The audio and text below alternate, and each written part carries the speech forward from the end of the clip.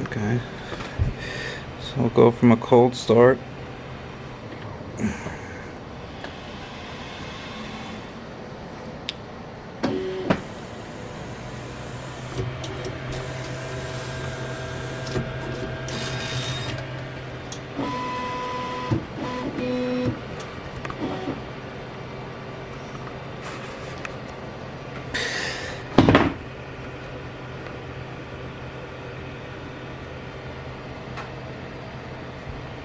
That's the setup. Now I'll do tram.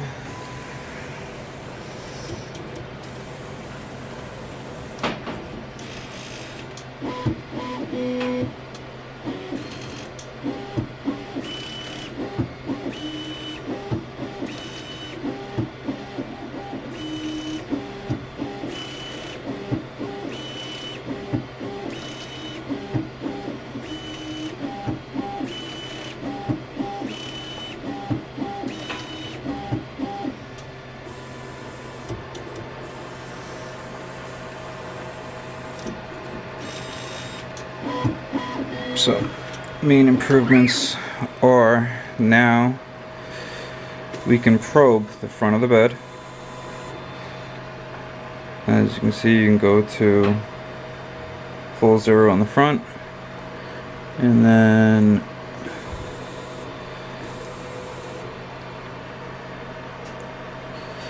nozzle can hit completely to the right, I mean completely to the left. That's X0, Y0.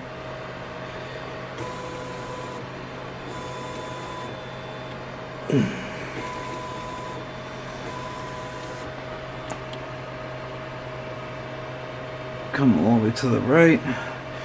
We only lose, basically the probe can hit about 15x on here. I mean, obviously the nozzle can hit everything. If we were running dual extrusion, we would lose 5 off of there, I believe, because we can go past another 5. Actually no, I'm sorry, we lose 10 on the X and nothing on the Y. Now if I go back here, same thing on the back of the bed, no collisions. If you look at the actual stock setup, this is completely stock on the cable chain. Sometimes this is the stock setup and you can see that it actually gets grease on here, because sometimes this actually hits completely stock. We actually have you can't probe the front of the bed. Usually you can't make it past like 380 or 370. Actually I think it's, yeah, it's 370 because it's 23 millimeters. And it actually, believe it or not, what's that? That's Y290. So Y300 actually is extremely tight, and I hate doing this, but it actually can touch right there. And yep, my connector is just touched. And when I home, sometimes if it's up higher, when it homes, the Bowden tube gets stuck back there. Basically the point is that we gain clearance, and the 400 is actually tighter. The 300 has more room for, I guess, error, you'd say, because it has the same size for the acrylic. The 300 ends up actually having a little bit more clearance. So this is using stock Z cable, the stock cable chain, and this is the stock Z cable chain. This is the only one that you have to print or purchase. Yeah, there's, so far I haven't been able to find any type of collisions that goes right past it, and that's at full 400. And the biggest thing is no weight bouncing around. Once again, when you watch a tram,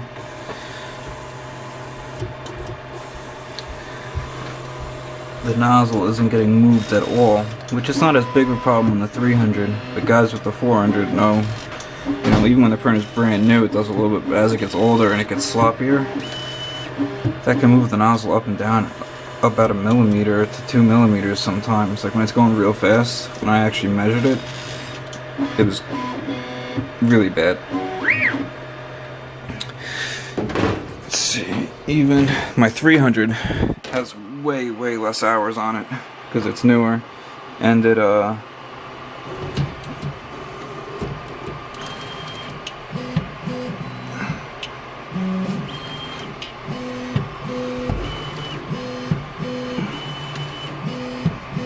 you can just see the cable chain actually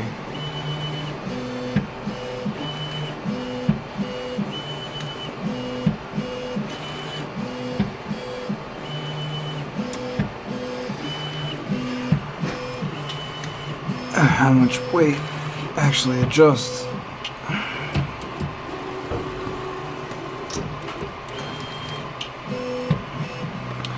This is really what I want you to see. Let's zoom in on the nozzle. Okay, all I'm gonna do, let me zoom out a little so you can see what I'm actually doing, is this.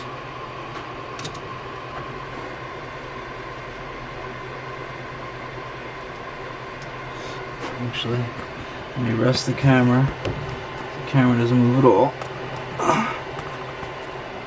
Okay.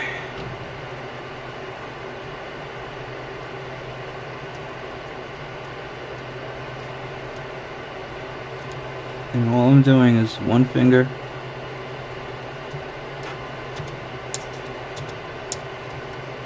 pushing up and down.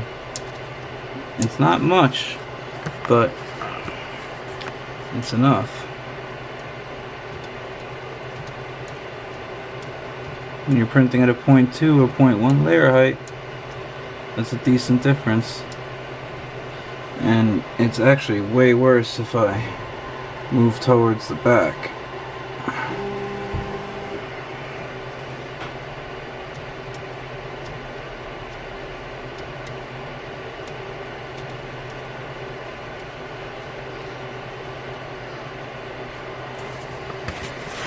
And just so you can see what I'm actually doing, it's literally just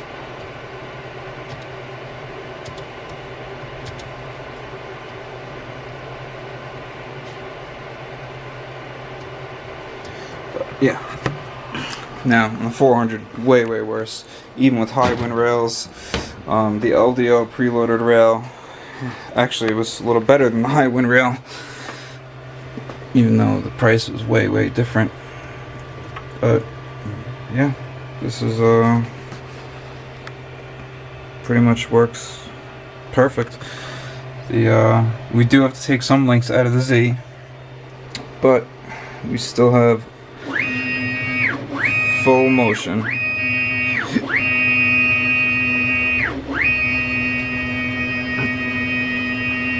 I have really loud Z motors because I put in 60mm loaders.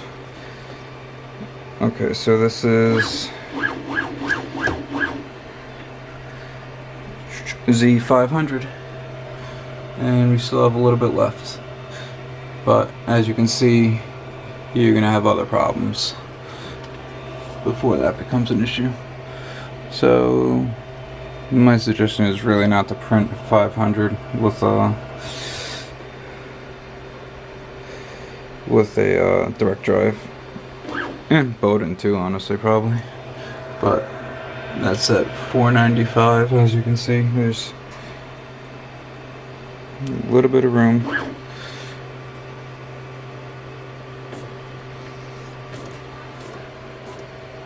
It's back at 500, which I made it exact. I wanted to give it the maximum movement we could have at 500. I just hit down by accident, which was to $495. But stock Voron you can make it to like 530, I think. You can go a little bit higher, but wouldn't really recommend it. So anyway, that's the floating rail. Right now I just am using a one screw to hold this up, but probably gonna come up with something better. Or if I find any resonance, because now I'm gonna measure the resonance, see how much improvement I get from changing this cable chain setup. If I get any type of resonance on the 400, then we're just gonna sandwich a 4mm or 6mm by 10mm piece of carbon fiber. Actually, maybe go by 20. Bring it up to like here. Carbon fiber, which we have the room for. I have I think 8mm left on the back I can play with, and then if I really needed to, we could change this cable chain to a thinner one. And then the only other thing we're doing is Tom Jones drew up some plates for me that are gonna make this direct drive. So basically it's gonna make it 2 plates that connect here, 2 plates that connect here across, and the motor is gonna be raised up a little more, which as you see, it's not gonna be an issue, especially since we no longer have the cable chain bracket right here that was up here, and it's not gonna be our limiting factor for height. And you could even go to 60mm motors if you wanted to. Plus the other benefit when we have the bigger plates, if you wanted NEMA 23s or servos, you'll be able to. Because there's really not many clear path servos in NEMA 17. There are some encoded ones, but once again, there's no reason to. The only thing to really do is either A, just get rid of these dampers, because they do put a slight tilt, which is obviously going to let you see the GT2 pattern, like the 2mm pattern on your skin. I've managed to, avoid that pretty well, but it took a little bit of tuning on these tensions, because once again you have to make sure. Well, here, I'll show you on my this one. Oh, let me turn the lights on.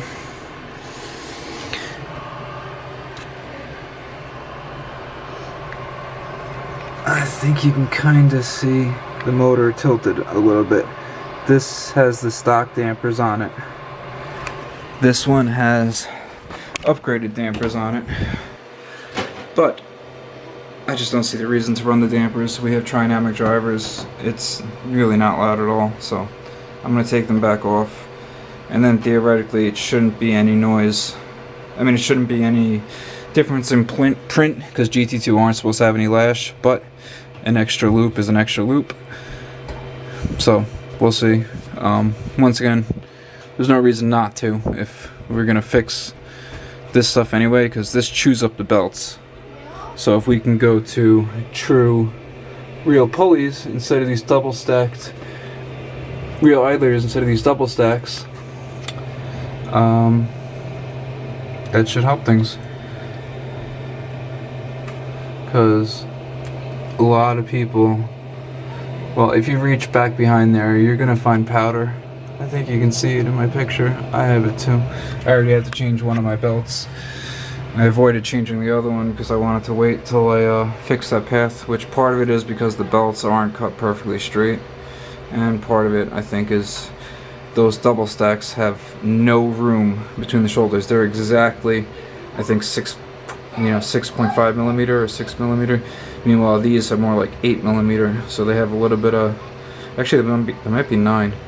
There's supposed to be a little bit of excess room there.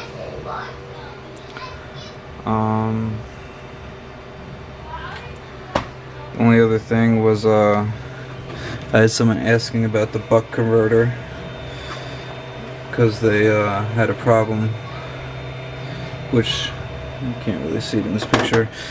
I sent him a diagram. I'm going to repost the diagram with the drawing and how to connect that. But it's honestly something that everyone should do, because we have really sloppy, dirty power. Oh, and another really easy mod, just add a light strip in the front. You can order them right from Voron's website, but it makes it so much brighter. If you look at the difference in the brightness inside with one light strip, and this is the 400. The 400 was way darker than the 300.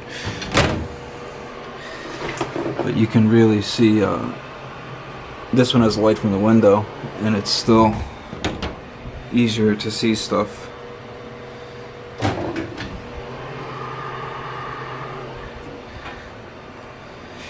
And only other thing is, I have all the parts. Now that this is done, I'm probably going to try to install the 9mm Z and see if I notice any difference, but I'm not thinking we're going to, honestly, because the fact that it's 4 belts splitting up the weight, and the fact that we're cutting more and more and more weight off this gantry. I mean, I'm pretty sure this gantry probably weighs the same as a Voron 300 or Voron 250 on the 400, and when I do my 300 gantry, that's probably gonna weigh like nothing. I mean, it's gonna be so light. And then if we still need to get a little bit of weight out or try to fix the sagging, this extrusion can easily be changed to just a thin piece of carbon fiber. You know, I would do solid, which I have a solid piece, I just don't know where it is, but pultruded thin piece of carbon fiber, or a 15 by 15 or 10 by 10 extrusion, because it's really doing nothing except, you know, locating, you know, left to right. So, but I don't know if there's really a point to. It just doesn't. I don't think there's a need at this point. You know, the printer is pretty much going to be perfect. So that's pretty much everything. I'll post a video with the results for resonance tuning shortly, and then have a first print. And that sticker comes off because it's no longer a Voron.